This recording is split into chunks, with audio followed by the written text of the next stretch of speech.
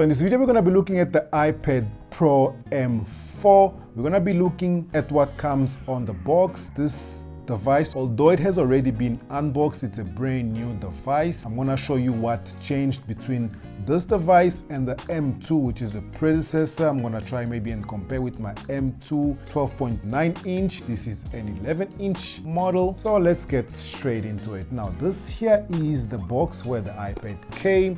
Inside the box we have what you normally get in the iPad box, with maybe one difference. You have your literature here, and the one difference compared to my iPad is that this one here, because it's space gray, it comes with this black cable. I don't know if the iPad M2 also was the same thing. If you have a space gray iPad M2, let me know down in a comment. And then you have this 20 watts power brick, and that's basically what you get on the box. Nothing much changed apart maybe from the black cable, which I'm expecting some of you guys have and will be able to confirm down in the comment. Now, this guy here, one of the major things that you're going to notice is that is really thinner than the previous device. I'm pretty sure this thing might actually be either thinner or the same thickness as the upcoming iPhone 17s. So it's pretty thin. The other changes that you can actually see right from there is that it only comes with one camera. I'm assuming that's the LiDAR, and then you have the flash right here. Down here, as usual, you have your 3-pin connector. This is where your accessories and cases tend to connect. In front, one major difference would be the camera. The camera used to come here, and now I think only here you get we still have a space here. I think this is probably a light sensor, but you have the Face ID probably there, and then you have some other sensors also there. The Apple Pencil will still connect right up here, and then under you have the USB-C connector. And as I mentioned, this guy is really thin device to hold. Let's do this while we compare it to the iPad M2 12.9 inch. One thing also that you need to know is that Apple's iPad M4, it's no longer 12.9 inch, now is said to be 13 inches. So before on the M2 you would get two cameras, one wide and one ultra wide, and now you only get a 12 megapixel wide camera. And as much as I hardly use these cameras, this is a major downgrade. One thing I love about this guy here, it's sort of the unibody design. As you can see, even the camera bump there is made of the same aluminum as the rest of the body, but here the camera used to be made out of glass, which is something that I prefer how they're actually doing it right now. Now, side by side, that's the thickness of the device. As you can see, it's really much thicker than the previous devices. I'm assuming even the 11-inch also. I'm assuming even the 13-inch also is going to be as thick as the 11-inch. And then in front is where both 12 megapixel cameras sit. As I mentioned, this one here moved from the top to the side. This is basically for you to be able to answer calls properly when it comes to placing the device on your type case, which also prompted them to change the magnets where the Apple Pencil sits. Now this here is the Apple Pencil 2nd generation. Unfortunately, if you have the Apple Pencil 2nd generation, which you used to use with your M2 iPad Pro, will not work on the M4 iPad Pro.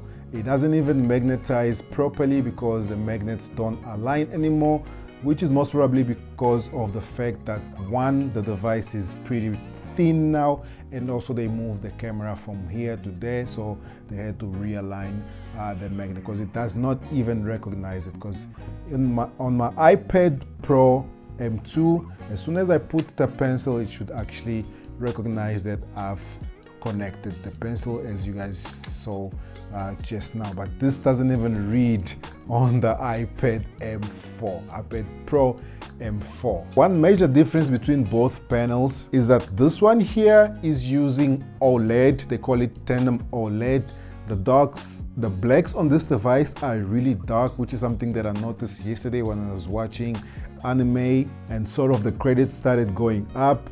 This one here is using your normal mini LED. It's good, but if you're using this, you are going to notice the difference when using the M4. And obviously, because this is M2 and this is M4, this will be much faster than this. The iPad M4 is basically my Mac Mini on a thin body. That's how actually I like to describe it. But the main difference between the M4 and the M2 chipset that comes on these devices is the difference between CPU cores. This one here comes with 10 CPU cores and this one only comes with 8 CPU cores. In terms of GPU, it's 10 and 10, but those are things that you might actually not even feel the difference if you're coming from this to this device. One other major difference is when it comes to the storage. The M4 devices start at 256 while the M2 started at 126. So you won't be able to get an 126 device when it comes to the M4. And also, the bigger sizes M4 tend to perform much better than the smaller sizes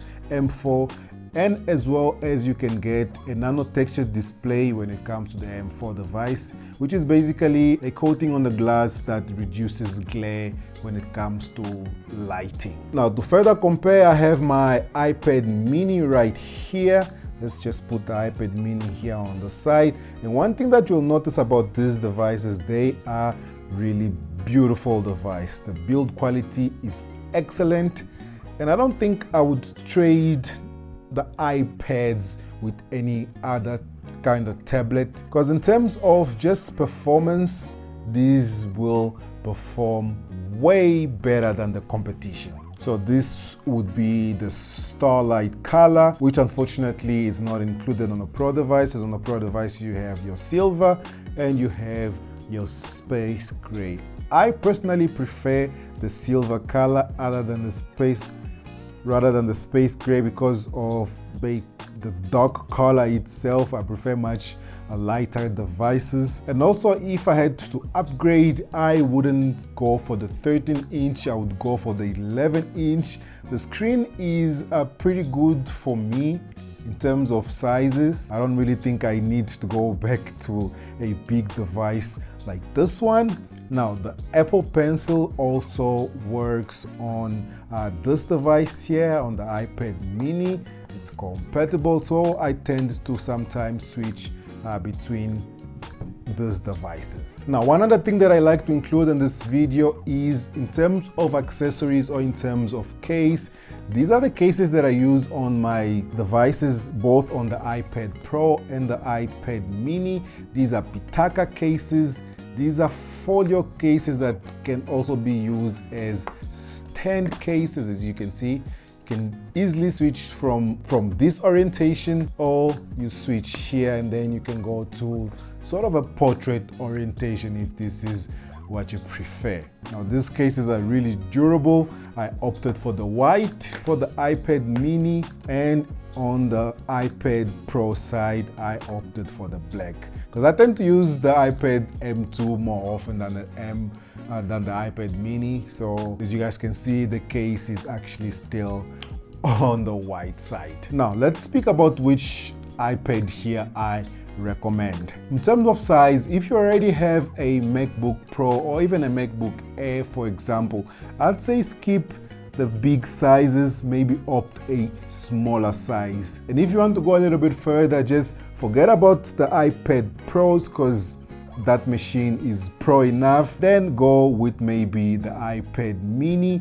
or maybe an iPad Air because you don't really need that power. Now, if you don't have a MacBook Pro or a MacBook Air, I'd say go with a big size, either M2 or an M4, depending obviously on your budget, because you're gonna find these ones obviously cheaper than the M4 since these have been on the market for a bit now. One other reason that you would go with the smaller device is if you're somebody who takes manual notes a lot. By manual notes, I mean it's important for you to be able to hold your device properly and write your notes down. If this is something that you actually do, which I doubt that many people go around with their iPads taking notes, especially even if you're somebody who uses your iPads in class, maybe if you're in university. But if that's you, I'd say go with the smaller one. In terms of power, you probably only need this to take notes. It's not like you're going to be doing anything else. And with the single camera there at the back, you can also even use it to maybe capture, let's say if you're in class, you capture the board and you turn the writings into digital writing. But ultimately, if you really just want one device that will be powerful, portable enough, I would say go with 11-inch M4. And obviously, if money really is not an issue, don't get it twisted. I sort of have big hands, that's why I'm able to hold this device like this. But this device's screen is actually big enough that you don't really need a 13 or a 12.9-inch device. But yeah, this will be it for this video. If you have any questions, let me know down in the comments, and I'm gonna catch you guys on my next one. Peace.